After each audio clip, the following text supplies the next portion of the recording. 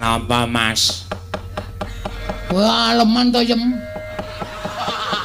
Nggo kacamata barang iki piye?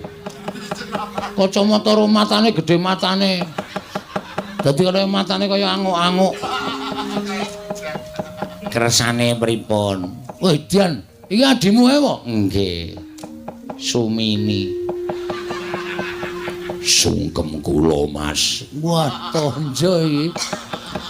Wah, ngirit kasur iki. Nggih, nggih kalang nggih wonten kahanane. Ayo kowe do limbukan. Oh nggih. Pentas dipresani karo para bapak-bapak saka kelurahan Playen kene sing padha mengeti hari jadi Desa Playen sing kaping Pinten kaping pinten? 160 pinten? 100 pinten, Pak?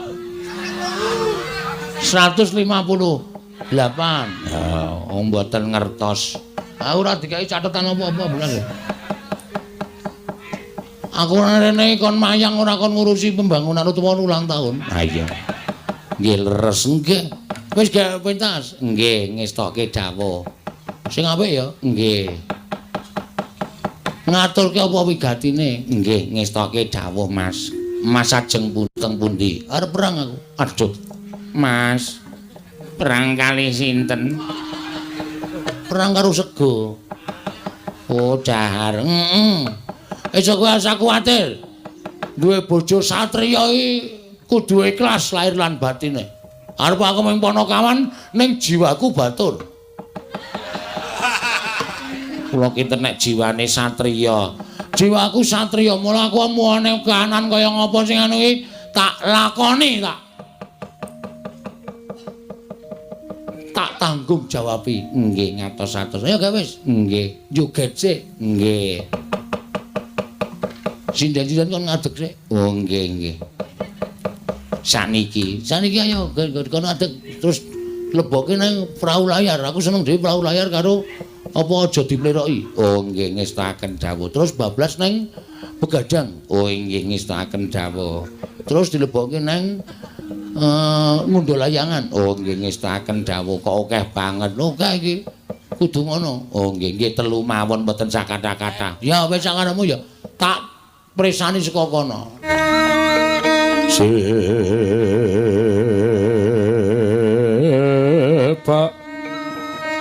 puspiteng udana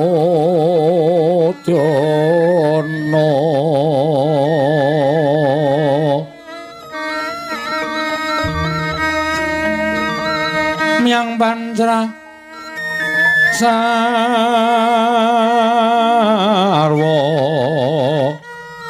rukma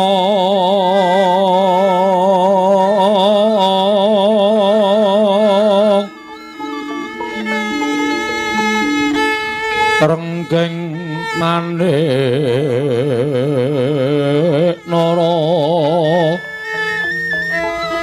Narawata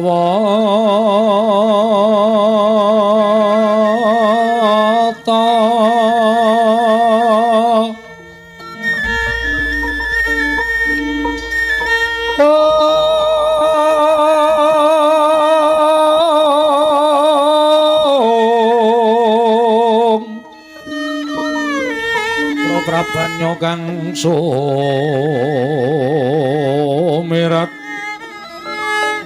Gobro prabanyo kang sumirat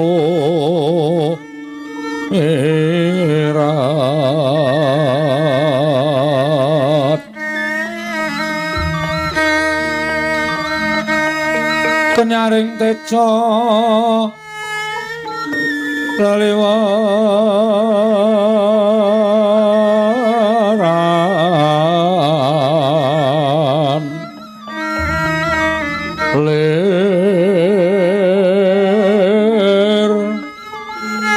ki lat sisiring nadit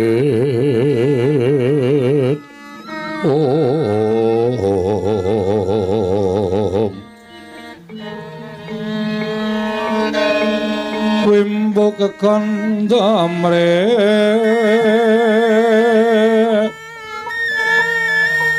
mingin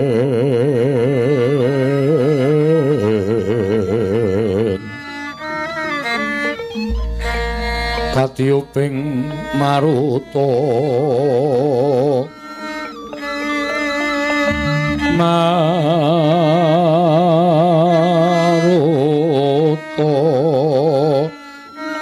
mando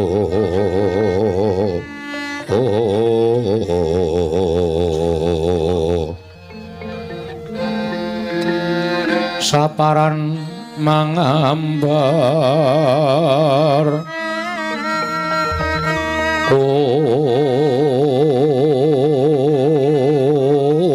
ngas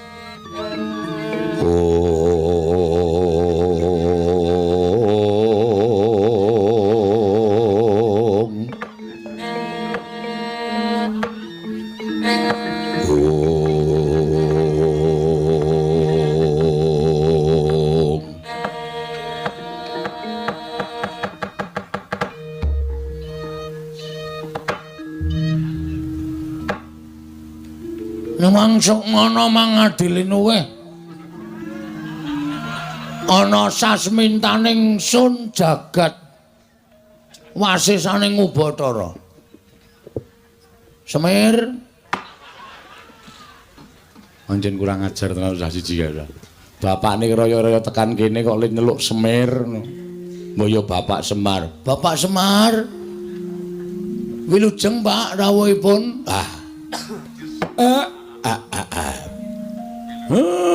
Wong tuwa dibasani karo anak ki rasane ning ati kaya disiram tirta wayu sewindu.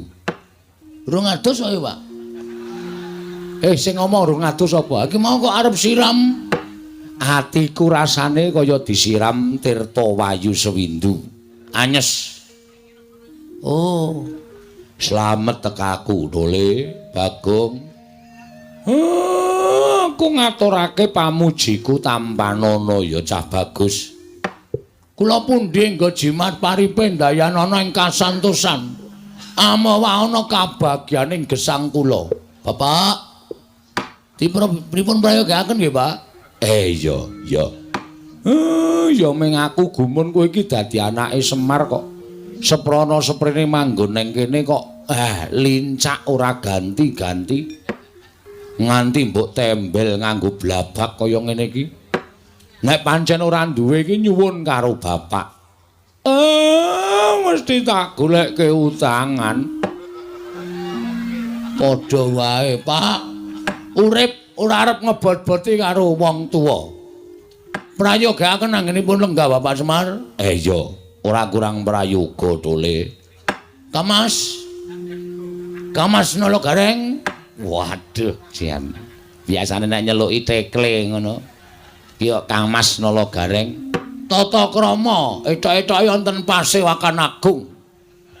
Kang Mas Nala Gareng winantu ing Suka Basuki. Rawuhipun Kang Mas. Pangestumu, Dik. Slamet tekaku. Aku ngaturake pudya pangastawaku Tampanana. Kula pundi nggo jimat paripe ndayanana ing kasantosan. Dipun sekecakaken anggenipun lenggah, Mas. Iya, wis ora kurang prayoga. Kamas. Kamas Petruk. Wilujeng rawuhipun, Mas. Wah, anteng atiku, Gong. Ayem anteng. Aku tok basane iki kaya anguk-anguk lawanging swarga. Empuk mati. Lho. Tegese iki ayeme atiku prasasat kabagyan kaya anguk-anguk lawanging swarga. Mengkono, Mas. Slamet to, Di. Pangestumu. Wilujeng, Mas. Prayogaken ya, Mas. Ya, wis ora kurang prayoga. Sabar sedhela Bapak Semar. Mboten wonten gangsal menit tumuli menika mangke unjukanipun medal. Iya. Ya, wis aja kuwatir. Dadi ayem rasane bapak. Bapak kuwi mlaku saka Karangkadempel, saka kelurahan tekan kene. Nek sing jeneng wong tuwa ki rak ya mesti ngelak. Sami, Bapak. Kula nggih ngoten. Ya mung sing dadi kageting atiku, Bagong. kowe kok dadak menehi undangan karo bapak. Dina iki kon tekan omahmu iki jane eneng ngopo? Malah tekaku bareng karo Gareng karo Petruk iki apa kakang-kakangmu ya tok wenehi undangan supaya tekan omah kene. Pancen leres mekaten, Bapak. Wonten atur ingkang badhe kula unjukaken kathokipun Bapak. Basa ora pethoke gayane basa. Badhe kula unjukaken ngersanipun Bapak Semar. Bab apa? Ngaten, Bapak. Ingkang sepisan sewu-sewu kalapatanipun ingkang putra diagung pangaksami dene kula mboten ngaturaken tata upacara ning kaprajan. Dateng Bapak Semar upamiya ai. Upamiya Bapak menika rawuh menika kula ngertos badhe rawuhipun tabuh pinten kula badhe nyawisaken bandosa. Kurang ajar tenan. Kereta kencana. Apa duwe?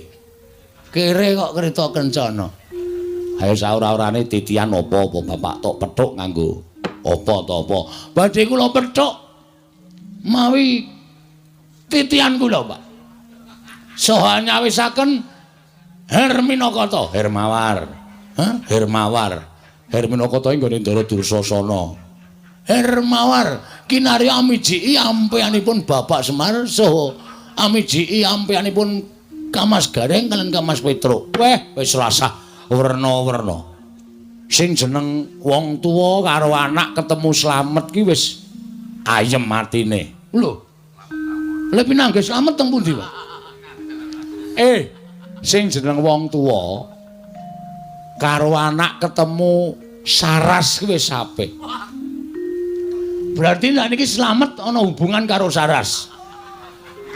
Wah, wis goblok banget.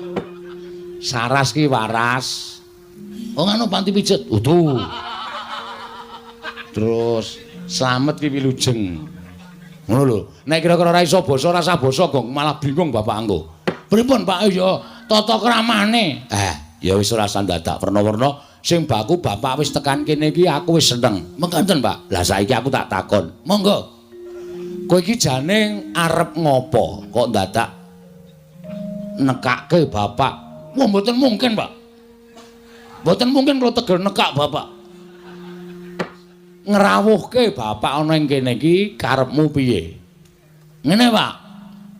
Selasa basa wae, Gong. Oh ya basa. Mekaten, Pak. Niki kan ora kaya wong muni basa kok niki kan. Menika kan, menika ora sanggokan. Engko ngelak ora. Menika apa ping pindho? Sagedagan menika ya apik. Titi wanci menika, Pak. Menapa to sebabipun dene kula ngawontenaken pepanggihan keluarga. Keluarga ageng Bapak Semar Badranaya. Kula caosi prisa, Pak. Niki kan pun meh habis masa bakti kula.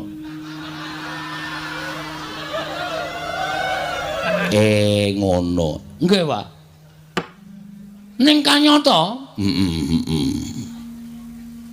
kira-kira sasi November niku pun entek, Pak. Pun telas masa bakti kula. Lek kula udu penemu uron dateng pembangunan padusunan Pringapus mriki.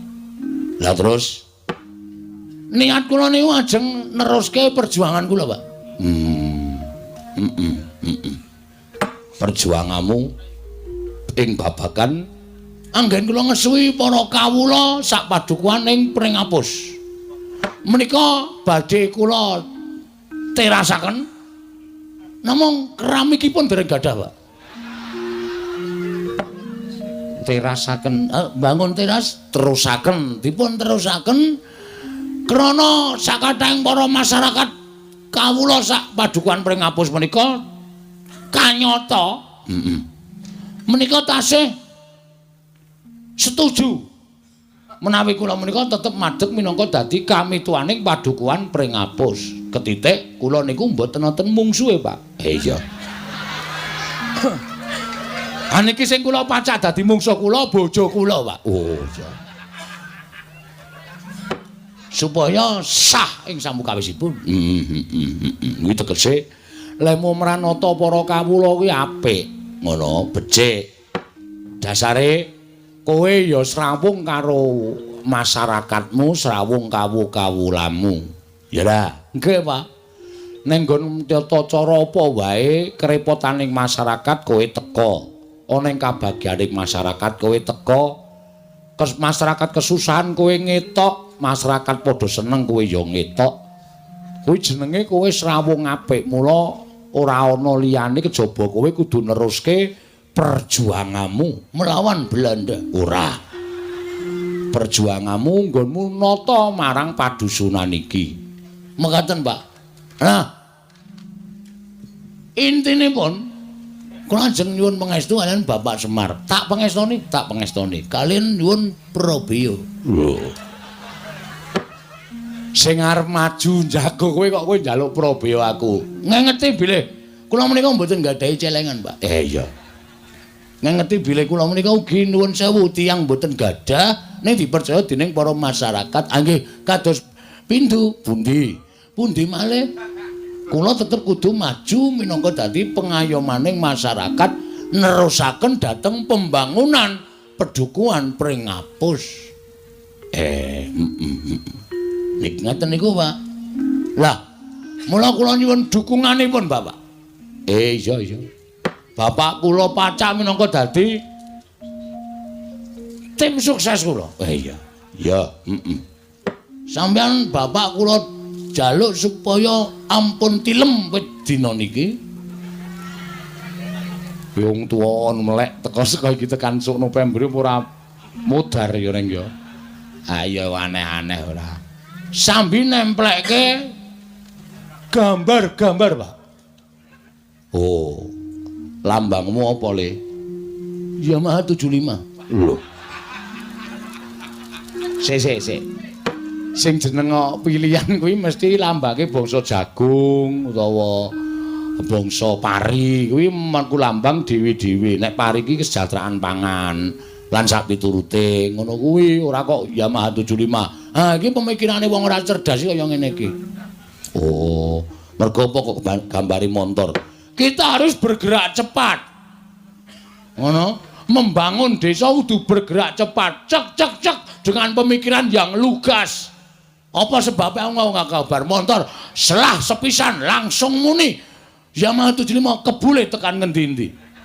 Tegese kuwi nggonku srawung karo masyarakat iso tekan ndi-endi. 75 wis dadi tembung trote tanggap ing samu barang lir. Usaha. Wong ki nek urip tanpa direwangi usaha ora bakal iso kelakon penjangkane. Jiwa besar. Usaha meneh, usaha wis ping pindho. Hasilnya akan kelihatan. Langkah pertama kita memajukan masyarakat.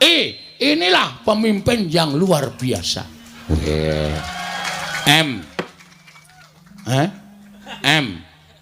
Prei. Prei piye maksude?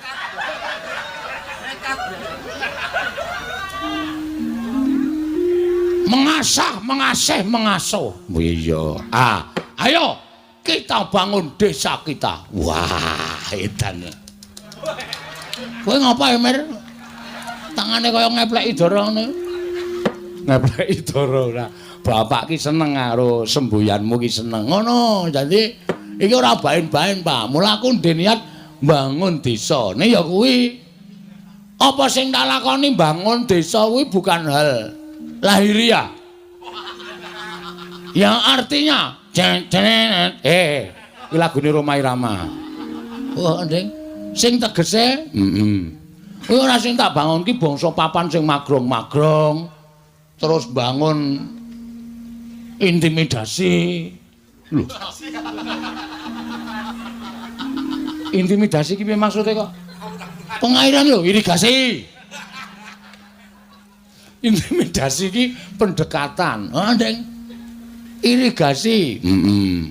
Ora bangun perkara kuwi. Ning sing tak bangun kuwi la batiniah, Pak. Batine.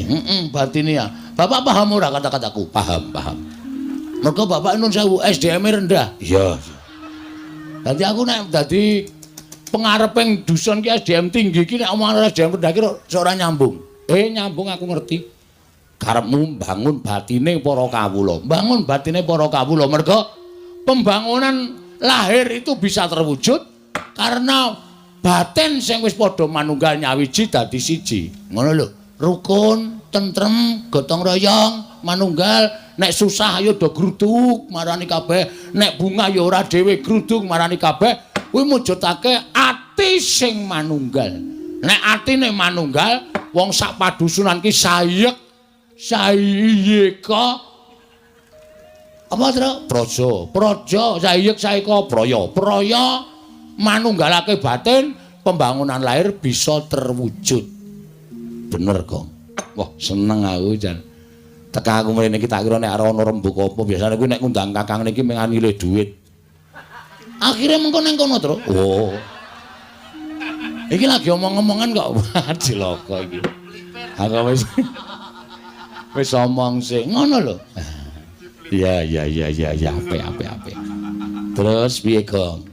Ayo kuwi mau. Mula iki aku arep bangun batine kawula sak padusunan. Carane kabeh kudu tak klumpukake. Setiap saat tak tekankan. Bahwa nek kita itu satu negara. Iya.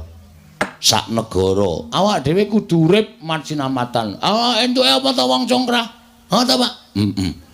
Dusunku ki upama ana congkrah, wis kecekel wonge, Pak. Weh, sapa sing marai sebabe? Aku. Lho. Kok malah kowe dhewe iki? Ning saiki wis tak suda. Iya. Wis tak suda aja nganti aku gawe congkrah. Mergo aku dadi pimpinan. Heeh. Supaya kabeh ki iso manunggal tetunggalan sayuk rukun rukancane. Ya Mas, wijarane. Tekan nyinden barang malah. Ngono lho, Pak. Iya.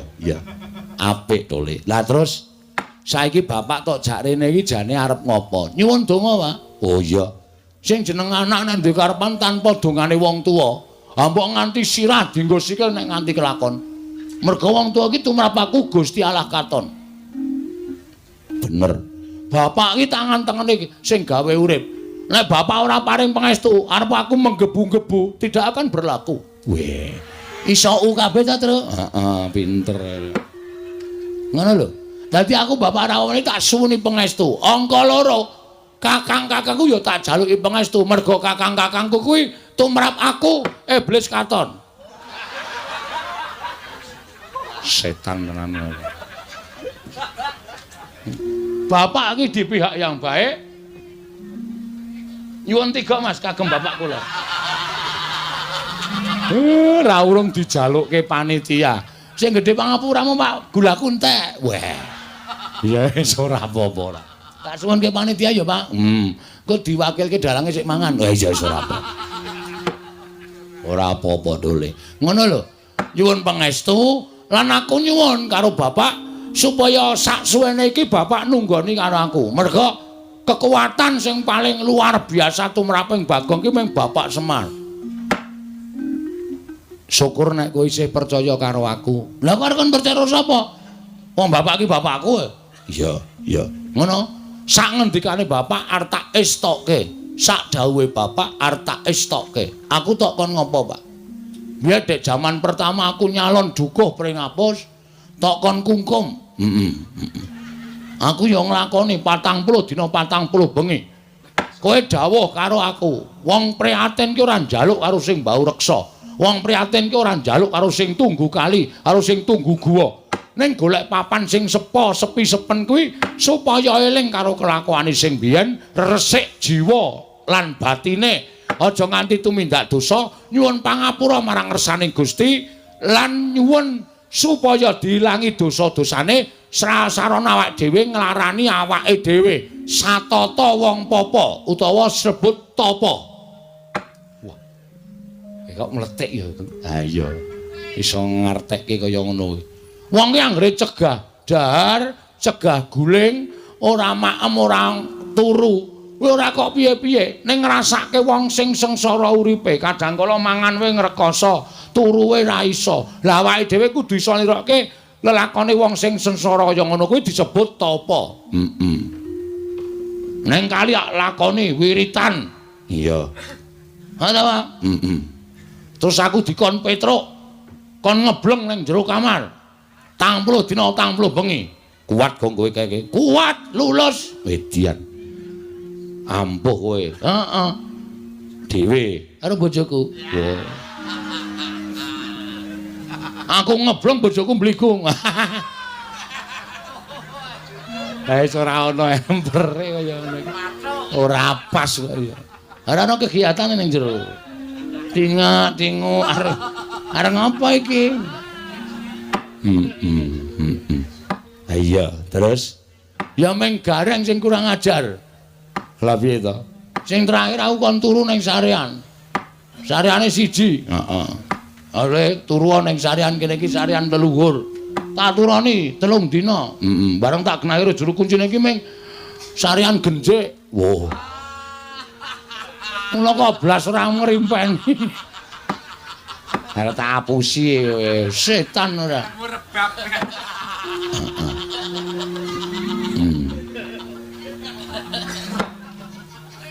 Ning aku ngono, Pak. Piye? Aku jane ya arep matur karo bapak. Arep matur apa? Sasuwene aku ki entuk mandat saka rakyat. Nek pancen aku ki arep kepilih meneh mergo aku ora ndek mungsuh. Iya.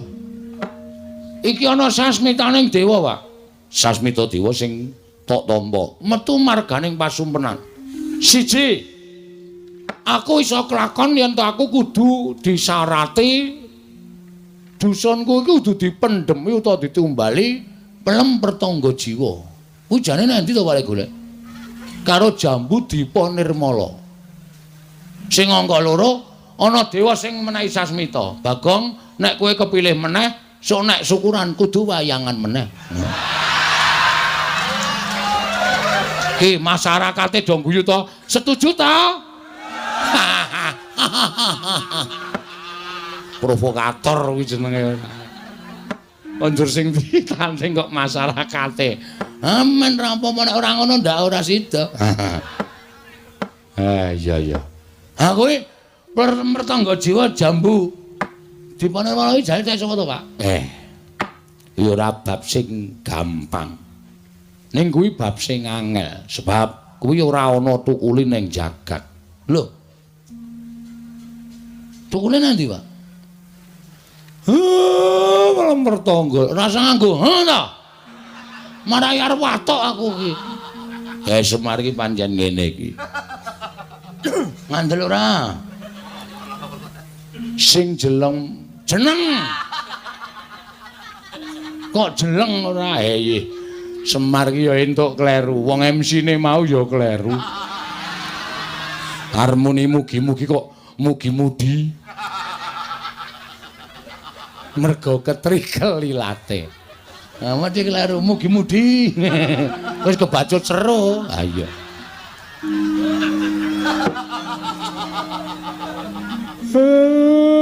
kowe ngomongi ya pelem pertangga jiwa Jambu Dipa Nirmala kuwi cukule ora ning jagat.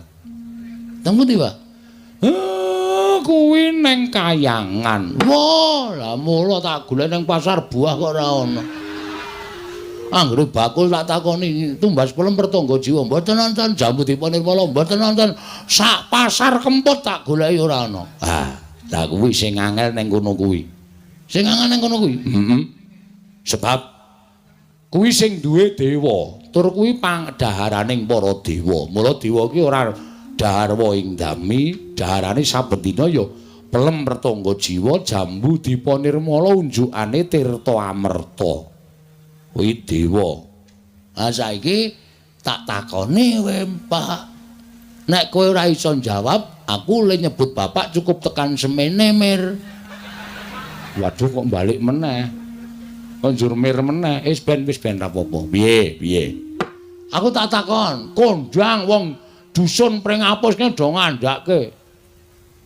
Bagong wae pengarepe, Bagong wae pemimpine. Mergo kae anak Semar. Semar iki dewa. Asline ora, Pak. Pak, asline kowe dewa apa ora? Apa mung gedhe tur dawa tok? Ora dewa asli. Tak omongi kuwi mbiyen crita mbiyen. Nek wong sing percaya ya monggo, nek ora aku ya ora apa-apa. Ha iki sing takon anakmu Anakmu kudu ngerti kenyataane.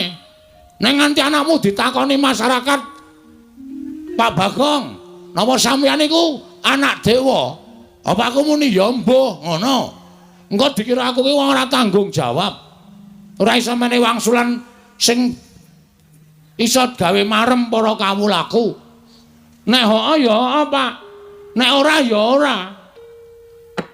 Kuwi mbiyen. Mbiyen kapan? Terus saiki kowe isih dewa apa udu? Biyen ala gareng pun sampean mang jujur mawon, Pak. Mungkin ndak malah Bagong muring-muring pun. Sampean ngerti watake Bagong dingendikake mawon. Nek blegere pancen Semar ning sing lenggah eneng kene Wedan. Oh berarti sok nguntal kursi ya, Pak. Kok eneng sing lenggah nang kene iki? Kusike to cah bagus. Sing lenggah ning singasana Adi kuwi Sang Hyang Ismaya. Ismaya iki apa? Ismaya kuwi kakangne Bathara Guru. Berarti bener. Kawula nek do omong Bagong ki aja sepelek karo wong kaya ngono kae cah pinter ming ora ketok mergo kae anak dewa, anake Sang Hyang Ismaya sing menjalma dadi titah swanta. Wah, seneng aku, Pak. Dadi ternyata asli to, Pak. Aku lagi ngerti mbuktekke nyatake matur dhewe karo bapak ya bengi iki lho, Pak. Iya, pancen bener. Ning kuwi rak wis mangabad-abad kepungkur. Nek aku dunekke dewa, aku moh wong jejerku ki mung menungsa. Aku moh nek dunekke dewa. Ning sampeyan asline tetep dewa. Ya dewa ning dewa sing kon mudhun ana ing jagat dadi titah swanta. Kok iso? Nek kowe upama urip ning kayangan rak aku barang ki melu sugih to, Pak. Ora kere kaya ngene. Siji pesti loro jodoh telu tibaning wahyu kuwi sing ngatur sing kuwasa. Pestine Semar kudu urip ning donya. Nek jane aku ya ora karep ning gandeng wis dipesthekke ya wis kepiye meneh. Sebabe apa to, Pak? Nek tak critake engko ndak dawa. Ora apa-apa. Santai wae to. Mbiyen aku kuwi kakangne Bathara Guru, bapak kuwi Sang Hyang Tunggal. Ora ndek dulur. Ora. Sang Hyang Tunggal ki nalika semana garwane nglairake wujude endhog. Waduh. Endhog. Banyak apa bebek? Wis wujud endhog ngono wae. Lah, endhog mau lair dadi bocah telu. Kulite dadi Tejamaya, putihane dadi Ismaya, kuningane dadi Manikmaya. Wong telu kuwi sing paling ora rukun dhewe ming si Manikmaya. Sing ragil senengane meri karo kakang-kakangne Ismaya karo Tejamaya. Nganti sawijining dina aku kuwi lagi regejegan karo Kakang Tejamaya. Istilahe gelut. Masalahe rasa takon perkarane. Kalodhangan kuwi digunakake karo si Manikmaya nggo wadul karo bapakne Sang Hyang Tunggal, Rama.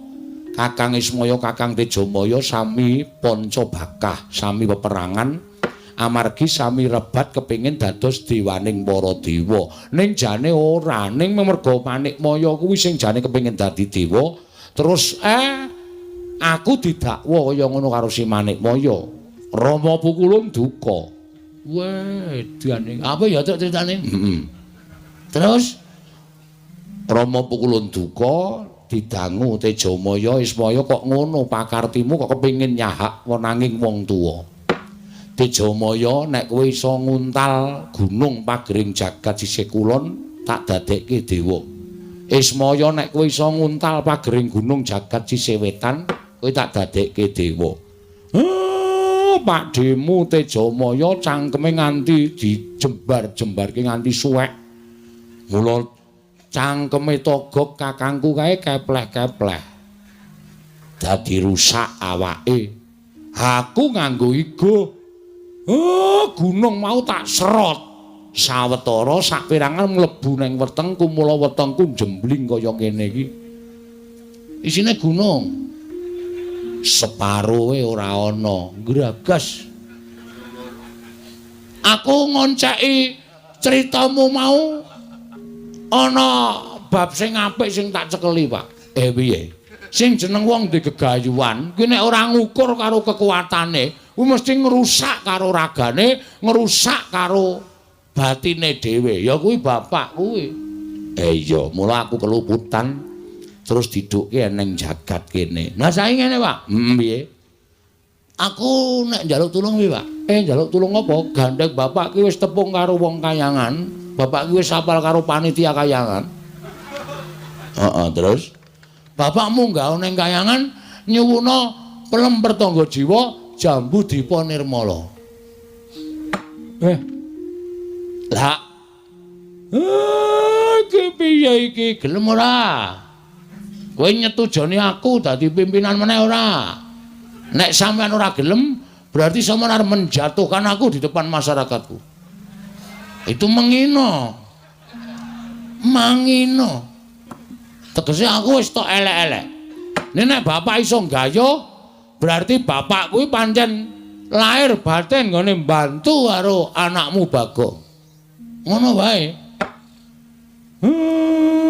Lho gareng piye iki? Lah monggo kersane bapak pripun? Petruk piye? Kula ya ora ngerti. Pun rasa taren-taren. Gek cekat-cekat menyang iki ana uang transport. Selawewu.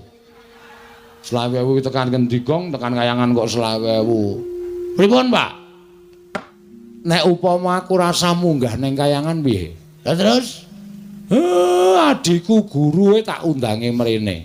Weh lah iki ngetoke keterampilan kesektene bapak. Coba guru kon mrene ning aja sak murite lho nang ngebabaki. Gurune tok wae. Iya. Gurune tok. Engko ndang ngebabaki aku malah kewan le nyuga aku. Iya. Tak matek aji ya Bagong matek aji pameling. Bathara guru men tekan ana ing kene. Kowe matura dhewe sak karepmu. Entuk karo orane ya sak karepmu, aku ming sak derma nglantarake. Nggih, Pak, ngestoke dawuh. Ratune Ratu Tama Pati Lino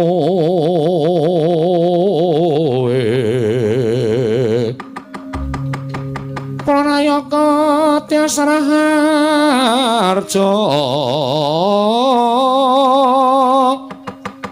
Panegare becik-becik Parandene tan dadi taliasing kala bendu malah bangkit mangkinan dotra rupe tukang ribeti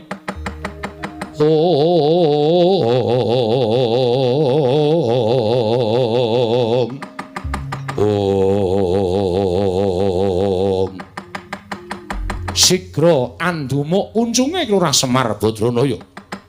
Lamun Lurah Semar ndumuk kuncunge tegese duwe gawe. Sigra matek aji pameling. Datan dangu cumorot saking Dirgantara.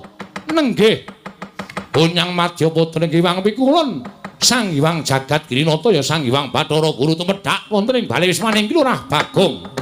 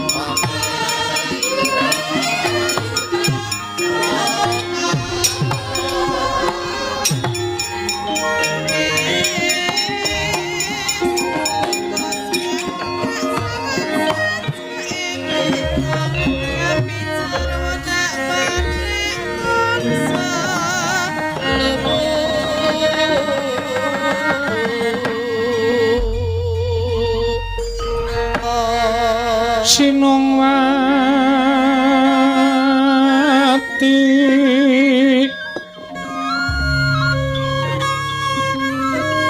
Sinongwati jagat kinari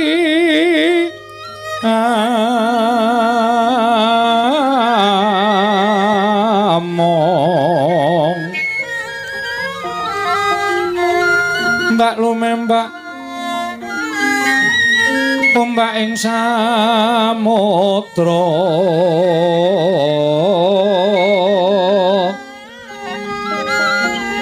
ae ana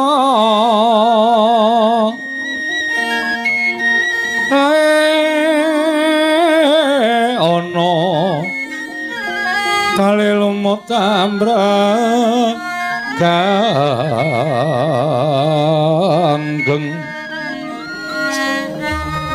awito dencengan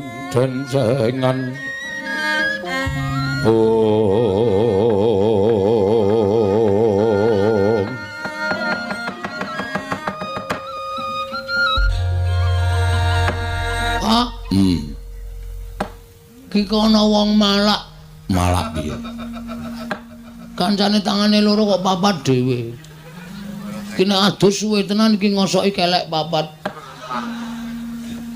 linggo ngisor kuwi Bathara Guru lho kok ora nggo stop map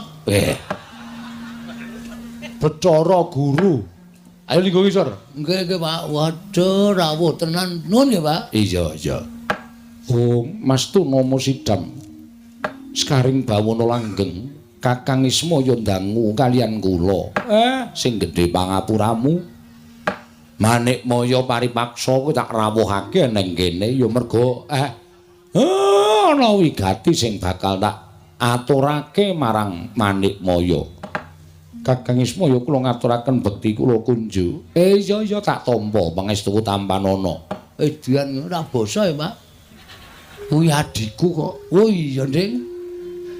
Tejamaya, Ismaya, Ismanta. Us. Sapa? Manikmaya. Oh lah. Pukulun kula ngaturaken bekti kula kunjuk pukulun. Yayana garing ingsun tampa. Ora liwat pangestu ingsun tampanana. Kula punika jimat paripin daerah ning kasan-kusan. Reng ora metingkring. Oh iya lali aku orang. Saking kami tenggengen weruh busanane pukulun Bathara Guru ting glebyar ora karu-karuan. Pukulun bekti kula kunjuk. Iya Petro ulun tampa, pangestu ulun tampanana. Kula punika jimat paripin daerah ning kasantosan. Pikulun. Kula ngaturaken bekti kula kunjuk pukulun. Iya Bagong ulun tampa, pangestu ulun tampanana. Kula pun dinggo jimat paripin daerah ning kasantosan. Lah menika ngaten pukulun. Estunipun panjenengan rawuh wonten ing pedukuhan kula menika panci kula ingkang nyuwun tulung dhateng Bapak Semar ngrawuhaken pukulun Bathara Guru. Iya Bagong. Ulun boya popo. Apa piye? Ora sembrono engko disotke. Wah, anake Pak D Semar ya. Ikan mengadimu santai wae, Pak. Ulan ulun boya. Ulan kok ulun apa ulan? Ha. Wah, aku gak ngece MC-ne mau dadi kelera-keleru aku. Kualat tenan aku. Kakang Semar, apa? Wonten menapa? Mangke menawi kula paring pangandikan kaliyan Bagong malah mboten rampung-rampung. Ya ming ana penjaluk sithik saka anakku sing bakal katur marang Manikmaya. Wis ben anakku sing matur dhewe mengko ndak dikira aku piye-piye. Bathara Guru menawi ngaten inggih Bagong matura. Mengaten pukulun. Kula menika nggadahi gegayuhan kepengin bangun desa kula. Nelasaken masa bakti kula 1919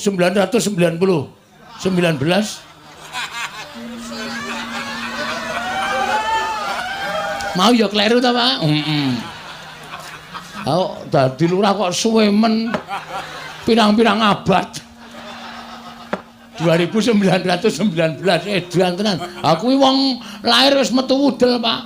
Apa iya sak ngisore sithik. Dilapure ora.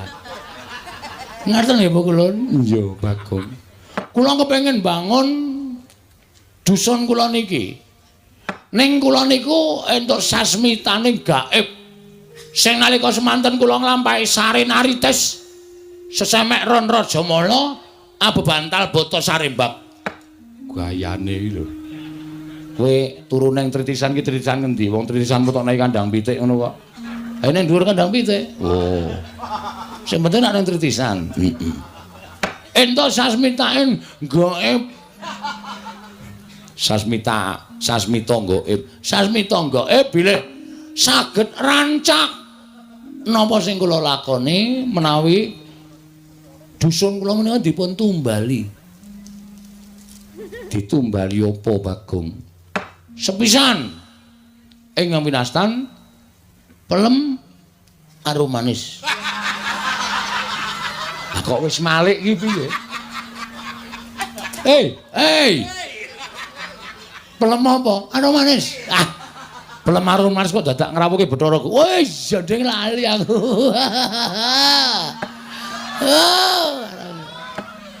Wong blokon tenan. Pelem apa, Bagong? Pelem pertangga jiwa. Kalian jambu Wah, nggone muni kluthuk tak bandem. sandal saka kene.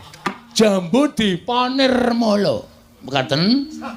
Monggo menika cukulipun ngendikanipun Bapak namung wonten ing Kayangan Surabaya. Suralaya. Papan pelengganipun pukulun Bathara Guru. Mila Bapak tumuli ngrawuhaken Bathara Guru rawuh wonten ing pring apus menika ingkang saderma saperlu kula aturaken menapa ing dados panuwun kula dhateng pukulun Bathara Guru supados maringana mboten ketang ingkang pentil. Gong cangkeme kuwi lho sing urung gedhe kuwi lho. Lah kowe iki pikiranmu sing bosok terus. Pelem ki nak cilik pelem pentil. Heeh ya. Ingkang alit waton saged dipun dadosaken tumbal ban. Wonten ing pedusunan pring apus mriki kalian jambu dipanirmala pukulun. Pelem pertangga jiwa setunggal, jambu dipanirmala setunggal, kula petak wonten ing dusun pring apus. Nyuwun pangapunten menawi kula keladuk neng gandeng menika sampun dados sasmitaing gaib. Mila tetep kedah kula suwun. Menawi kula nyuwun lintu menapa kemawon kula sumadhyakaken. Kula gadah pijawa.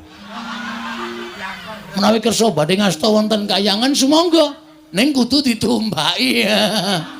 Ora ana pitisa mabur. Ayo iki. Menehi ning ora mungkin dadine ora bakal kelakon ora. Ngaten Bu Kulun. Kakang Semar. Piye? Menapa Bagong menika mboten mriksa menawi Pelempertangga Jiwa jambudipun nirmala menika daharanipun para Jawata. Wis tak kandhani ning gandeng anak njaluk karo wong tuwa. Ana tetembungan anak polah bapa kudu kepradah. Tur ngene lho Guru. Mbok ya ora kutang ming siji paringana. Wong minggo syarat srana wae. Tukule jambudipun nirmala lan Pelempertangga Jiwa ki rak pirang-pirang ning kayangan. Nek ming tok longi siji dienggo anakku, dienggo srana ora ngelongi kayamu, ora ngelongi agung lan ageng kuncaraning asmamu. Mula paringna ya Guru. Aku njaluk kanthi banget wene ana. Mbok nganti aku kudu kepiye sing tak lakoni, aku tetep tak lakoni waton kowe gelem menehake jambudipun nirmala Pelempertangga Jiwa. Ong wilahing. Lho, kok malah janturan? Kok sik meneh. Ong wilahing. Awik namastu nama sidang. Negaripun dipandang kunjung. Gong tak bandung sandal cangkemmu lho. Malah janturan kaya arep wayangan ora. Ha iki mau malah ong wilahing. Ong wilahing. Yuk. Opo? Malah kena sirahku dhewe. Pancen Bagong ki malati. Wis wenehna. Kakang Semar kula badhe munjuk atur. Piye? Selaminipun kula menika dados dewaning para dewa. Selaminipun kula menika dados nalindraning Jawata, sedaya titah wonten ing jagat menika sami nyembah kaliyan kula. Namung imanipun wonten titah setunggal ingkang dereng nate nyembah kaliyan kula. Kula kepingin titah menika keparenga sak mangke nyembah dhateng kula. Lan badhe kula paringaken Pelempertangga Jiwa lan jambudipun nirmala. Sapa sing ora nyembah karo kowe lan kudu nyembah karo kowe? Mengko wonge kuwi tak paranane. Tak dawuhi supaya nyembah karo kowe, jer nyembah karo dewaning para dewa kuwi wis sak mestine ingkang dereng nyembah kaliyan kula namung Kakang Semar.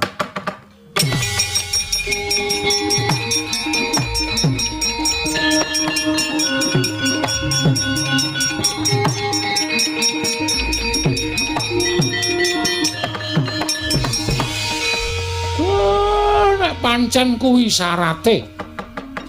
Nadan aku kudu nglesot ning ngarepmu, tak lakonane.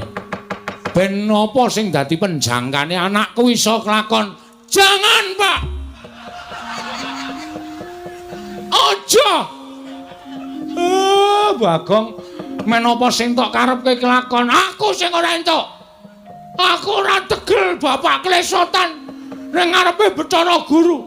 Bathara Guru kuwi adimu to? Aja. Wis Pak ora apa-apa. Aku ora diwenehi jambudipun nirmala ora masalah. Kowe ngerti to, aku duwe kepinteran nyolong.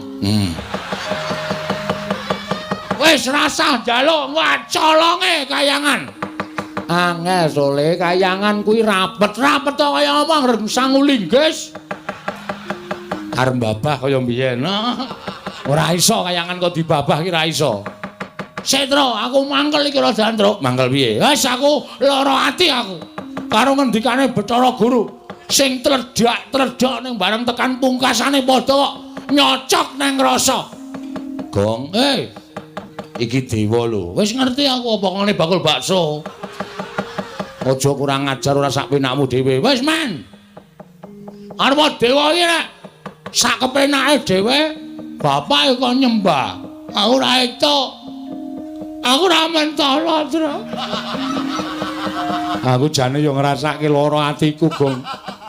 Jagat ki dadi paseksen. Nek bapake kakane Bathara Guru, tata krama ya tata krama ning ora kaya ngono kuwi. Nuwun sewu lho Pikulan. Pikulun. Kita arep apa, Bagong? Pun kula mboten njaluk jambu dipunirmala, mboten njaluk pelem dipunirmala jambu Pertangga Jiwa. Lho, kuwalik. Wis men. Wong ya ora bakal entuk barange kok kuwalik mbok men. Lah kok kita malah sajake murina lan panjenengan ulun. Nesu aku. Lho, malah ora basa. Iki bapakku Ulun.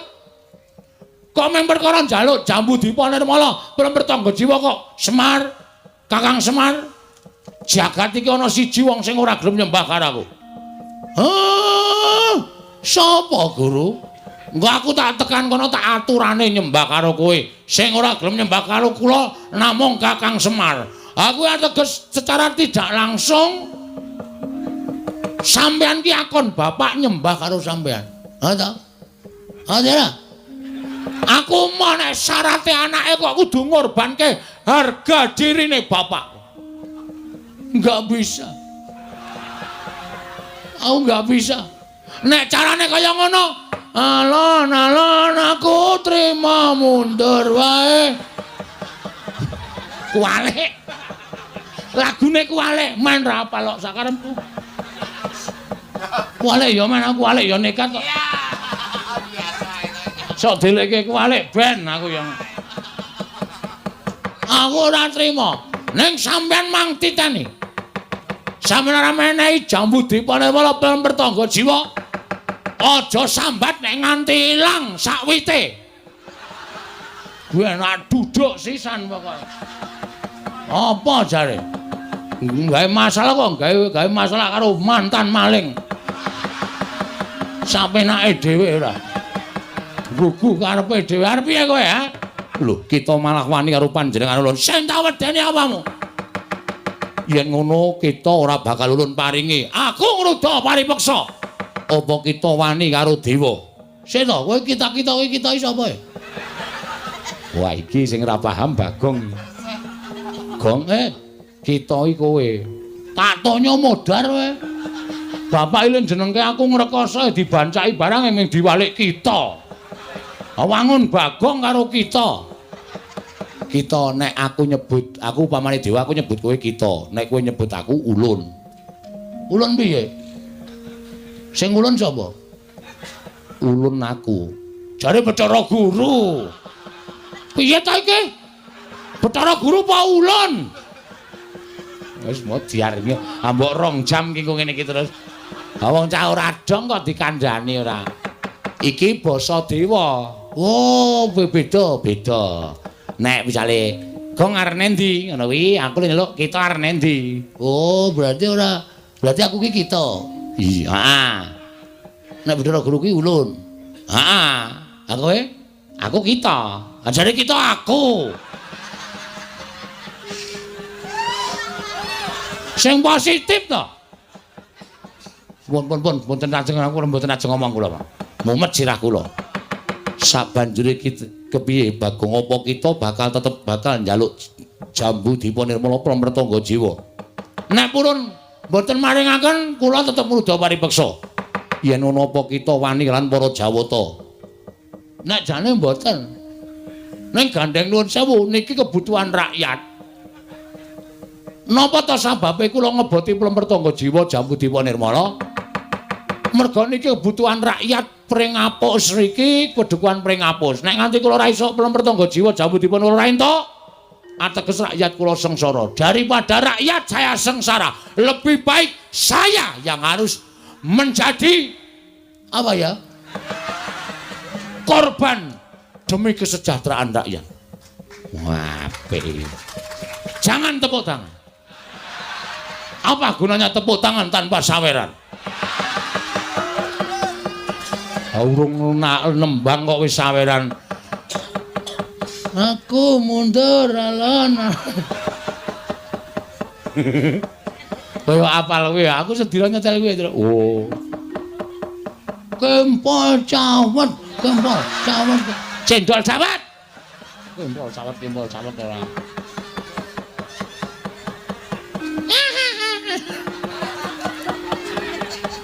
Ibu-ibu lek guyu nganti ora kepoyo malah ciraka. Kula ajeng rebut kita wani karo para Jawata. Sing tak wedeni awakmu. Bagong sabar men, meneng men. Ora tak peksa ngene iki ora rampung-rampung. Sampeyan ora maringke, kula munggah neng kayangan tak bedol wite. Ben dewa do ngelih kabeh. Ora mangan pelember tangga jiwa jambu dipa nirmala.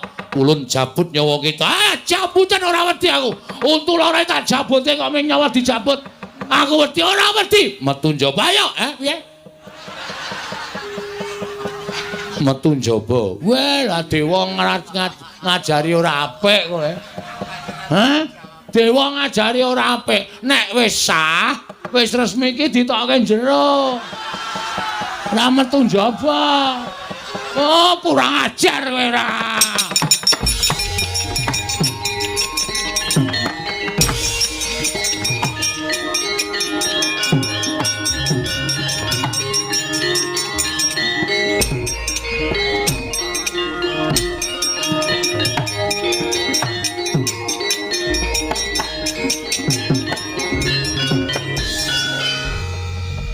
Wedi to Bathara Guru karo aku, Pak.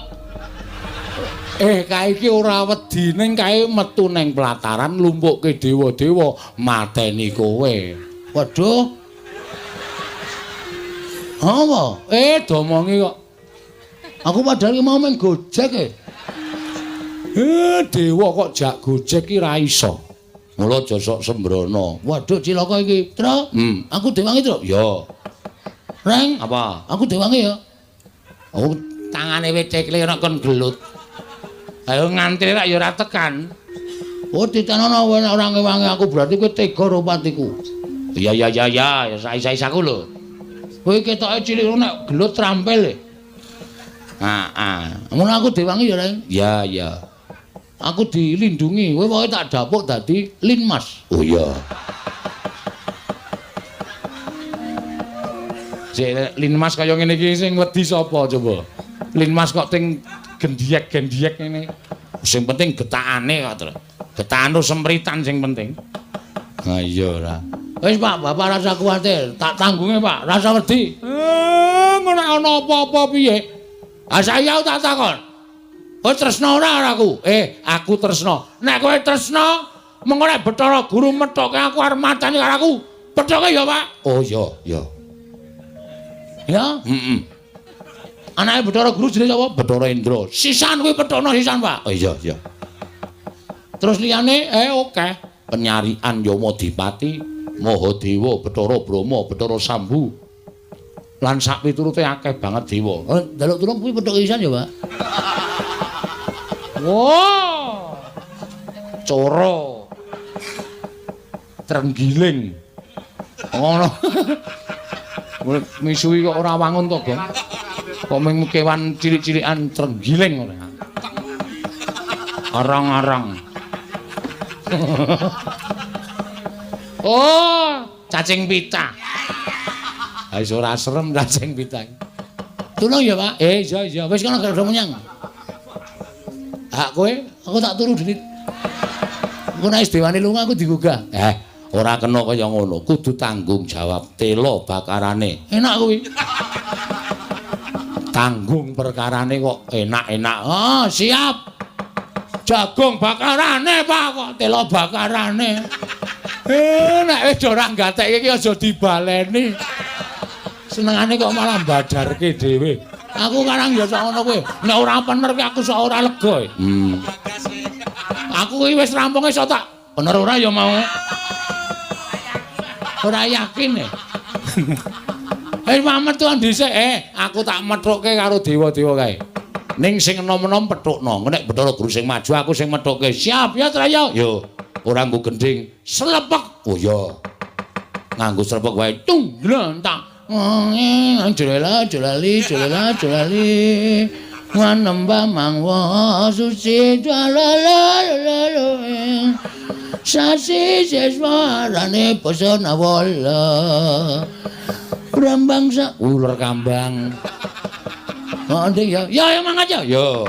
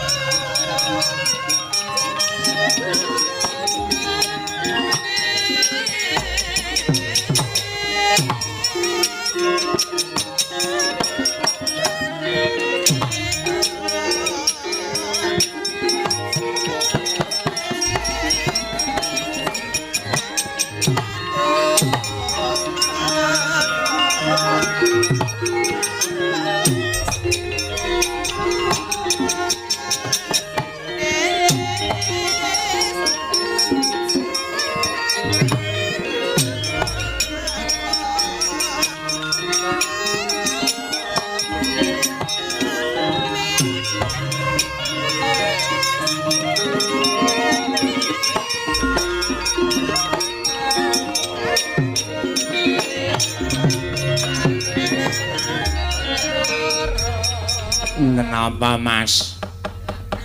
Kowe aleman to, Yem? Nggo kacamata barang iki piye? Kacamata matane gedhe matane. Dadi kaya matane kaya anguk-anguk. Kersane pripun? Woi, Dian, iki adimu ae apa? Nggih. Sumini. Sungkem kula, Mas. Wah, tonjo iki. Wah, ngirit kasur. Nggih, nggih karang nggih wonten kahanane. Ayo kowe do limbukan. Oh, nggih. Pentas dipresani karo para bapak-bapak saka kelurahan Playen kene sing padha mengeti hari jadi Desa Playen sing kaping Pinten kaping pinten? 160 pinten? 100 pinten, Pak? 158. Oh, mboten ngertos. Ora dikai catetan apa-apa bener. Aku rene kon mayang ora kon ngurusi pembangunan utawa ulang tahun. Ha iya. Nggih leres nggih. Wis gawe pentas. Nggih, ngestokke dawuh. Sing apik ya. Nggih. Ngaturke apa wigatine? Nggih, ngestokke dawuh, Mas. Mas ajeng punteng pundi? Arep perang aku. Aduh. Mas. Perang kali sinten? Perang karo sego. Oh, dahar. Esuk kowe asa kuwatir. Duwe bojo satriya iki kudu ikhlas lahir lan batine. Arep aku mung ponokawan ning jiwaku batur. Kula kinten nek jiwane satriya. Jiwaku satriya, mula aku muane kahanan kaya ngapa sing anu iki tak lakoni tak tanggung jawabi. Nggih, ngatos-atos. Ya gak wis. Nggih. Joget sik. Nggih. Sinden-sinden kon ngadeg sik. Oh, nggih, nggih. Saniki ayo kon ngadeg terus leboke nang perahu layar. Aku seneng dhewe perahu layar karo apa aja dipleroki. Oh, nggih ngestaken dawuh. Terus bablas nang begadang. Oh, nggih ngestaken dawuh. Terus dileboke nang ngundul layangan. Oh, nggih ngestaken dawuh. Kok akeh banget. Akeh iki. Kudu ngono. Oh, nggih telu mawon mboten sakata-kata. Ya wis sakaramu ya. Tak presani saka kono. Nek nganti ora iso gawe hiburan kagem para penonton bandeme watu. Lho. Sing pentas bojone kok malah dibandemi. Wis gak wis. Wis ya nem. Nggih. Wis ya meni sumini. Nggih. Lho. Dikapake kowe namung dijak salaman. Kaya ana suarane mak ngono. Mboten kok Mbak Yu. Ngangge macem-macem titeno kempo. Nggih, ngestokke dawuh. Mas Bagong, piye? Niki dadi dawi do mboten purun ngadeg. Ndalu akrama siapa-apa apa ya, Dang? Wah, wis. Ora gek cekak-ceken menggo ngadeg angil ora jamak-jamak. Digawe larang saiki Joko ngadeg. Nggih niku karang ngoten niku do males-malesan ora. Ngono kok. Kangelan ora. Awas, mengadeg arep mutahke wedang. Ngono kuwi terus dilebokke nang perahu layar. Engko nek nganti do linggo omong aku. Nggih. Pak gerete saka mburi panggung. Manulih karsisan. Ora, mangga dadas.